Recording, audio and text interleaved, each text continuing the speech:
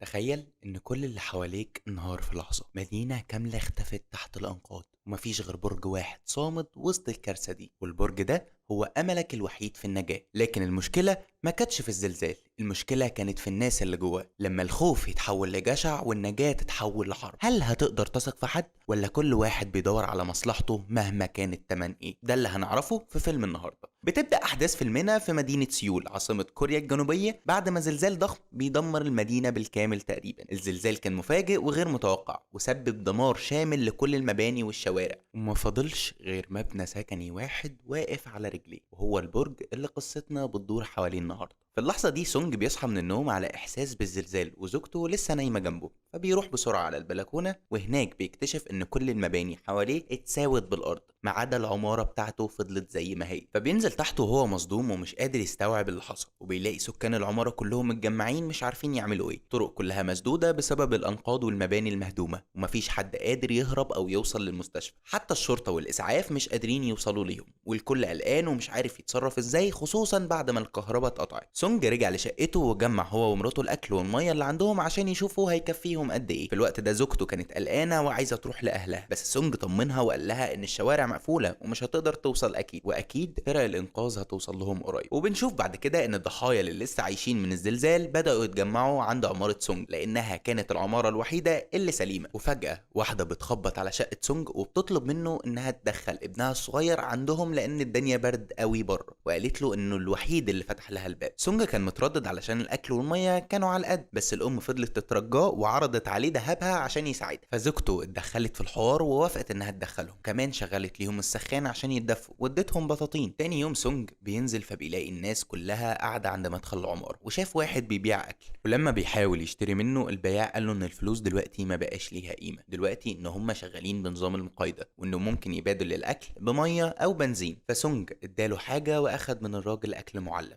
وهو راجع شقته لقى جاره ماسك حرامي كان بيحاول يسرق الاكل، والجيران كانوا عايزين يطردوه وكمان يطردوا كل الغرباء من العماره. فبيرجع سونج الشقه وبينادي على مراته علشان ياكلوا من العلبه اللي جابها، بس مراته كانت مصره ان الست وابنها اللي في شقتهم لازم ياكلوا معاها. سونج بيقول لمراته ان العلبه دي مش هتكفيهم، وبيوعدها ان هو لو جاب حاجه تاني هياكلهم معاها، وبيحكي ليها عن الخناقه اللي شافها تحت، وبيقول لها ان الدنيا خلاص والناس بقت مش قادره تستحمل بعض. وفجاه بتدخل الست عليهم وهم بياكلوا، فسونج بيضطر يدي العلبه لابنها الصغير، لكن سونج بيكون متضايق ان هم بيتطفلوا عليه. لكن بعد شويه سونج وزوجته بيطلعوا ياخدوا شويه هوا، لكن بيشوفوا جارهم وهو بيطرد واحد من شقته وبيضربه علشان ما يقربش منها تاني. فمرات سونج بتروح تطمن عليه، واللي طبيعه شغلها اصلا ممرضه. ففجاه بيشوفوا دخان جاي من الدور الارضي وبيحصل حريقه كبيره، وواحد من السكان اسمه يونج تاك بيحاول يستخدم طفايه الحريق لكنه بيفشل، فبيشغلوا خراطيم الميه الاحتياطيه وسونج بيساعد لحد ما بيقدروا فعلا يطفوا الحريق. بعدها السكان بيعملوا اجتماع وبيبداوا يتناقشوا في موضوع الدخلاء اللي جم على العماره بتاعته، فشويه عايزين يطردوهم وشويه بيقولوا خليهم. فسونج بيقترح انهم يختاروا قائد يمثلهم ويكون بيعرف ياخد القرار، وبعد شويه جدال بيختاروا يونج تاك كقائد لانه خاطر بنفسه علشان يطفي الحريق. فيونج تاك بيقول لهم ان ربنا عمل معجزه ان العماره بتاعتهم فضلت سليمه، وبيقترح يعملوا تصويت علشان يشوفوا اذا كانوا هيطردوا الدخلاء ولا لا. لكن وقت التصويت سونج بياخد باله ان في واحده بتوزع اكل على الناس عشان يصوتوا بالطرد. في الاخر الاغلبيه بتقرر بطرد الدخلاء، وبيختاروا ناس من اللي خدموا في الجيش عشان يقوموا بمهمة الطرد دي، وكان سونج واحد من اللي تم اختيارهم للمهمة دي. بعد كده بيروح سونج شقته يجيب حديدة، وزوجته بتشوفه وبتبقى مش موافقة على اللي بيحصل ده. وتاني يوم سكان العمارة بيبدأوا ينادوا على الدخلاء علشان يخرجوا بره، وبيقولوا لهم ان هم هيوزعوا عليهم الشقق الفاضية اللي موجودة في العمارة. فبتخرج الست وابنها من شقة سونج وبيتجمع كل الدخلاء قدام العمارة، وبعد شوية بيظهر سونج ومعاه مجموعة من سكان الشقق ومعاهم حواجز وأسلحة، وبيظهر يونج تاك وبيتكلم معاهم بصفته القائد والمسؤول، وبيقول لهم ان هم ما ينفعش يفضلوا في العمارة ولازم يدوروا على مكان تاني يعيشوا فيه. وده بيصدم الناس لانهم هيواجهوا برد شديد. كان في واحد من الناس اللي اتطردت كان نائب في البرلمان، وبيقول لهم ان هو هيشتري الشقق الفاضية كلها لو دخلوه العمارة، لكن يونج تاك بيرفض وبيطرده. فيهم راجل بيتعصب وبيزق على الارض وبيطلب من الناس يقتحموا العمارة بالقوة. الهجوم بيبدأ وسونج واللي معاه بيحاولوا يمنعوهم، لكن عدد الدخلاء كان اكبر بكتير وبيكسروا الحواجز وبيقتحموا العماره. الدنيا بتتحول لساحه معركه، كل واحد بيحارب علشان يحافظ على حياته. واحد من الدخلاء بيهاجم يونج تاج وبيضربه بحديده على دماغه وبيعوره، لكن يونج تاج بياخد منه الحديده من غير ما يضربه. في اللحظه دي يونج تاج بيزعق فيه علشان يمشوا من المكان، وبيزعق في كل الناس اللي موجوده. اما السكان لما شافوا قائدهم اتصاب بيتعصبوا وبيبداوا يرموا حاجات على الدخلاء من فوق المبنى علشان يطردوهم من المكان. وفي النهايه الكل بيتعاون وبيقدروا يطردوا الدخلاء بره العماره، والسكان بيفرحوا بالانتصار وبيفضلوا يسقفوا ليونج تاج وبيحيوه على شجاعته وبيهتفوا باسمه يونج تاج. بيحس انه قائد بجد وبيمسك الميكروفون وبيقول لهم ان العماره ملك لسكانها، والسكان بيرددوا وراه. يونج تاج بيعلق يافطه مكتوب فيها ممنوع الدخول لغير السكان، وبيبداوا يبنوا بوابات حوالين العماره عشان محدش يدخلها. الناس بيتقسموا مجموعات، مجموعه مسؤوله عن الحراسه ومجموعه تانية مسؤوله عن الاكل، وبتجمع الاكل كله في مخزن عشان يتوزع بالتساوي على الكل. كمان في مجموعه مسؤوله عن الرعايه الطبيه، وبتكون مرات سونج من ضمنهم بصفتها ممرضه. وفي الليل يونج تاج بياخد مجموعه من السكان وبيدوروا على اكل، فبيلفوا حوالين المباني المهدومه وبيلاقوا جثث الدخلاء المتجمده من البرد. بس هم مش بيتاثروا وبيتاكدوا ان هم عملوا الصح، فبيجمعوا كميه اكل كبيره لكن معظمها بيطلع فاسد. فبيكملوا البحث لحد ما بيلاقوا سوبر ماركت، ولما بييجوا يدخلوا السوبر ماركت بيلاقوا شخص مسلح، فبياخد واحد منهم رهينه. سونج بيتدخل في اللحظه المناسبه وبيضرب الراجل من ظهره وبياخد منه سلاح. بعدها يونج تاج بيهجم على الراجل وبيفضل يضرب فيه لحد ما يغمى عليه، وبيسيبوه على الارض. وبيدخلوا السوبر ماركت ياخدوا كل الاكل اللي موجود فيه، لكن سونج بيشوف ولاد الراجل اللي ضربوه وهم بيعيطوا وبيحس بالذنب، لكنه كان بيدافع عن مكانه زي ما هم عملوا في العماره بالظبط. في الوقت ده بنشوف مجموعه من المتشردين بيتكلموا عن العماره وانها الوحيده اللي فضلت سليمه بعد الزلزال، وبيسمعوا اشاعه ان سكانها متوحشين وبياكلوا لحوم البشر. فجاه بيشوفوا يونج تاج والسكان وهم راجعين العماره ومعاهم اسلحه، فبيخافوا منهم. يونج تاج بيضحك وبيحس ان هم ابطال وراجعين من حرب. لكن بالليل بيعملوا حفله كبيره للسكان عشان هم جمعوا صناديق اكل كتير وبيفضلوا ياكلوا ويغنوا. لكن مرات سونج ما كانتش قادره تاكل لانها صعبانه عليها الناس اللي طردوه، وبتشوف جوزها والناس بيعاملوه اكنه بطل لان هو انقذهم. فجاه بتظهر بنت من سكان العماره اللي كانت بره وقت الزلزال، فيونج تاج بيرحب بيها وبيعرفوها القواعد الجديده، وبيقول لها ان هو ممنوع حد يدخل من بره العماره. البنت دي كانت ساكنه في الشقه اللي جنب يونج تاج، لكنها بتقول ان هي اول مره تشوف. هنا بيبدا يونج تاج يفتكر اليوم اللي قبل الزلزال، ونعرف ان هو اصلا مش من سكان العماره، وهو اتنصب عليه من صاحب الشقه اللي مرضاش يرجع له فلوسه. فيونج تاج هجم عليه واتخانق معاه لحد ما قتله قدام امه العجوزه. بعد كده حصل الزلزال ويونج تاج قرر يعيش في الشقه اكنه صاحب الشقه. نرجع للحاضر ونشوف الست المسؤوله عن توزيع الاكل وهي بتوزع الحصص الاسبوعيه. واحد من السكان بيعترض ان هو واخد كميه اكل قليله، لكنها برد عليه وبتقول له ان كل واحد بياخد على قد تعبه زي امتحان الثانويه، ولانه ما بيشاركش في عمليات البحث فما يستحقش اكتر من اللي بياخده. فبيتعصب الساكن وبيقول لها ان هو مصاب في رجله، وان الناس اللي بتروح تدور على الاكل دول بيكونوا قتله وبيسرقوا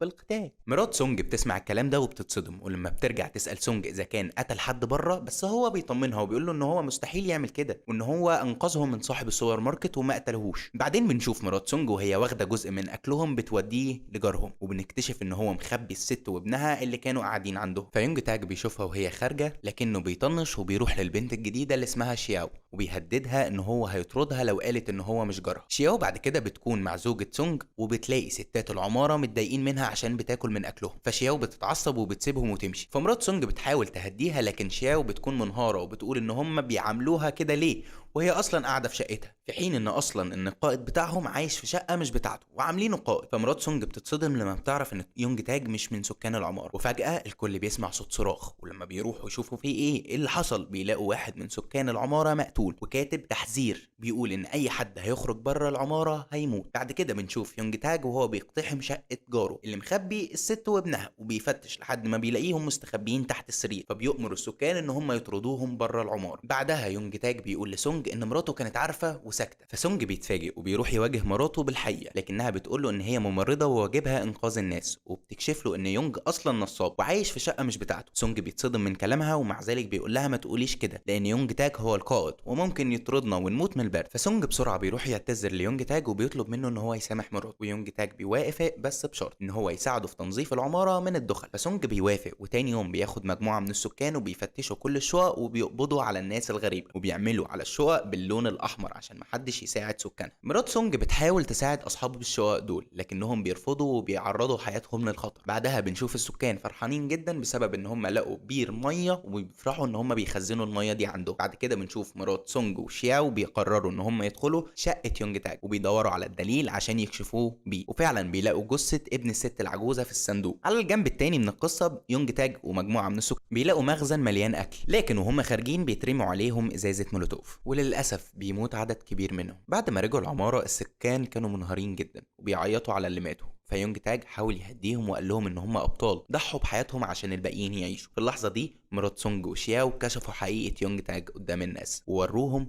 هويه صاحب الشقه الحقيقي، ووضحت ليهم ان يونج تاج انتحل شخصيته. فالسكان اتقلبوا عليه واتهموه ان هو السبب في موت اولادهم وطرد الدخله، فحاولوا يطردوه لكنه هرب منهم وجري ورا شياو ورماها في الحفره وهو بيقول انها السبب في كشفه. عشان كده السكان اتصدموا من اللي حصل. سونج انهار ومسك سلاحه عشان يقبض على يونج تاج، لكن فجأة هجم الدخلاء على العمارة بأسلحة وكانوا عايزين يستولوا على الأكل. يونج تاج حاول يدافع عن العمارة وقتل منهم عدد كبير، لكن لما الرصاص خلص الدخلاء هجموا عليه. سونج في الوقت ده جري على شقته مع مراته وقال لها استخبي هنا، لكنه اتضرب ومراته اضطرت تدافع عنه. في النهاية يونج تاج بيحاول يهرب للشقة بتاعته بعد ما اتصاب إصابة كبيرة، لكنه وقع ومات والدخلاء استولوا على الأكل وسونج ومراته هربوا من العمارة. وسونج ومراته بيتوا تحت الأنقاض. قال لمراته ان هو بيحبها جدا واداها هديه وكانه بيودعها، ففرحت مراته. بس تاني يوم لما صحيت لقت الشمس داخله عليهم، حاولت تصحي سونج لكنه ما ردش عليها واكتشفت ان هو مات، ففضلت تعيط عليه جامد. وبعدها قابلت ناس جديده ساعدوها وادوها اكل من غير مقابل. واحده منهم سالتهم اذا كان سكان العماره وحوش زي ما سمعوا، فردت مرات سونج وقالت ان هم مجرد بشر كانوا بيحاولوا يعيشوا.